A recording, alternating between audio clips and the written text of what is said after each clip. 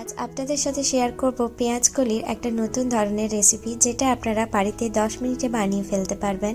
চলুন তাহলে রেসিপিটা শুরু করি। তার আগে চ্যানেলটা সাবস্ক্রাইব করে নেবেন আর পাশে থাকা বেল আইকনটা প্রেস করতে কিন্তু একদম ভুলবেন না।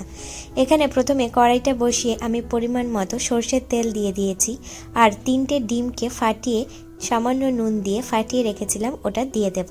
এই সময় ফ্লেমটা কিন্তু একদম লো ফ্লেমে রাখবেন আর ডিমটাকে খুব একটু ধৈর্য সহকারে ভুজিয়ার মতো করে বানিয়ে নেব। কিন্তু ডিমের যে কালারটা, এই যে হালকা হলদেটে কালারটা, এই হলুদ কালারটাই যেন মেনটেন করা যায়, মানে যাতে ডিমটা কোনোভাবে পুড়ে না যায় বা লাল লাল না হয়ে যায়।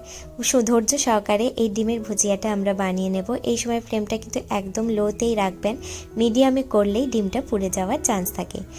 এটা বানাতে বানাতে আপনারা চ্যানেলটা সাবস্ক্রাইব করে নিন আর পাশে থাকা বেল আইকনটা প্রেস করে দেবেন। আর রেসিপিটা কেমন হলো আমায় কমেন্টে জানাতে কিন্তু একদম ভুলবেন না। দেখুন আমার ডিমের ভুজিয়াটা একদম রেডি এবং কালারটাও একদম চেঞ্জ হয়নি। এই ডিমের ভুজিয়াটা এবার তুলে রেখে দেব। এবার এই কড়াইতেই আপনারা চাইলে সাদা তেল দিতে পারেন, আমি এখানে সরষের তেলেই করছি।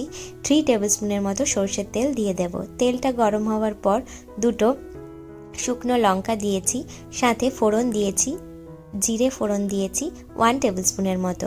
দিয়ে এই ফোড়নটা একটু ভাজা ভাজা হওয়ার পর দুটো পেঁয়াজকে কুচি করে রেখেছিলাম, পেঁয়াজ কুচিটা দিয়ে দেব। পেঁয়াজ কুচিটা একটু লাল লাল করে ভেজে নেব। এই সময় ফ্লেমটা কিন্তু লো টু মিডিয়ামের মধ্যেই রাখবেন, হাই ফ্লেম দেবেন না, তাহলে এই ফোড়নটা পুড়ে যাওয়ার চান্স থাকে। দেখুন আমার পেঁয়াজগুলো লাল লাল করে ভাজা হয়ে গেলে এখানে আমি দুটো আলুকে বড় বড় লম্বা লম্বা করে কেটে ধুয়ে রেখেছিলাম, আলুটা দিয়ে দেব।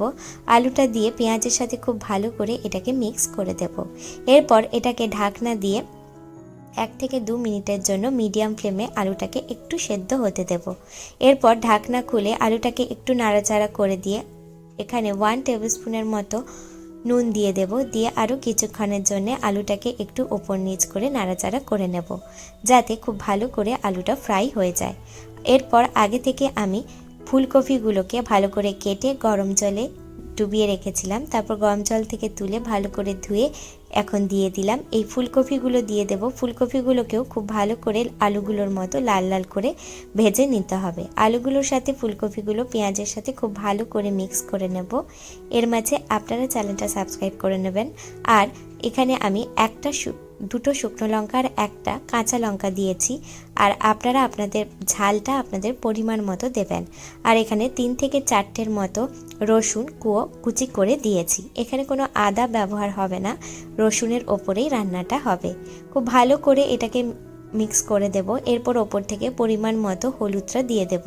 দিয়ে আরও কিছুক্ষণ নাড়াচাড়া করে নেওয়ার পর ওপর থেকে 2 টেবিলস্পুনের মতো ধনে গুঁড়ো আর 1 টেবিলস্পুনের মতো কাশ্মীরি লঙ্কার গুঁড়ো দিয়ে খুব ভালো করে মশলাটাকে এর সাথে মিশিয়ে দেব। আপনাদের যদি খুব ড্রাই মনে হয় তাহলে আপনারা সামান্য গরম জল দিতে পারেন। এখানে আমি হাফ বাটির মতো গরম জল দিয়েছি।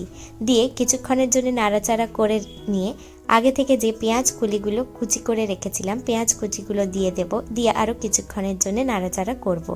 এর মাঝেই দেখবেন ফুলকপি আর পেঁয়াজ কলি থেকে অনেকটাই জল বেরিয়ে আসবে।